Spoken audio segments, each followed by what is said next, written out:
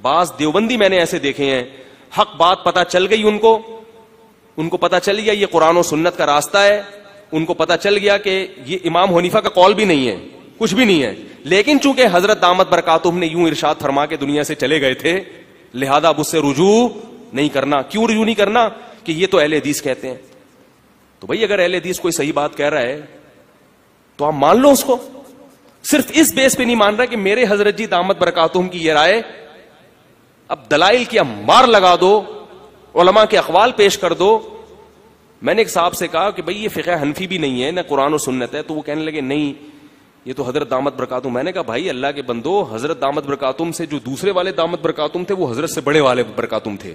ان کا یہ قول ان کا بھی اس کے خلاف ہے. نہیں، تو یہ بھی اندھی تقلید ہے، اور یہ ہر فرقے میں ہوتے ہیں. دیوبندی بھی سارے دودھ سے دھلے ہوئے بولو بھائی نہیں ہے. ہر قوم میں اچھے بھی ہوتے ہیں، ہر قوم میں برے بھی ہوتے ہیں. تو معتدل علماء جو صحیح شریعت کو فالو کرتے ہیں، اور ہمارے جتنے اکابر تھے جہاں تک میری معلومات ہیں ان میں سے کوئی بھی متعصب نہیں تھا. غلطی کا پتہ چلتا تھا الحمدللہ، جن کو میں جانتا ہوں جن سے میرا تعلق ہے فوراً رجوع کرتے تھے. حضرت مولانا شریف تھانوی رحمہ اللہ تعالیٰ تھے، جب کوئی غلطی بتاتا فوراً ثابت کر دیتا فوراً. کئی معاملات ان کے ایسے تھے جو 60-70 سال سے چلے آ رہے تھے ان کے معاملات. کسی نے بتایا کہ یہ آپ کا یہ معمول حدیث کے خلاف ہے، حدیث پیش کی، فوراً انہوں نے رجوع کا اعلان کر دیا، چھوڑ دیا فوراً.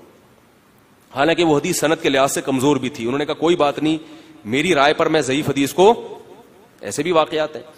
لیکن بعض لوگ کیا کرتے ہیں کہ وہ انا کا مسئلہ بنا لیتے ہیں اور وہ ڈٹ جاتے ہیں اپنی بات پر.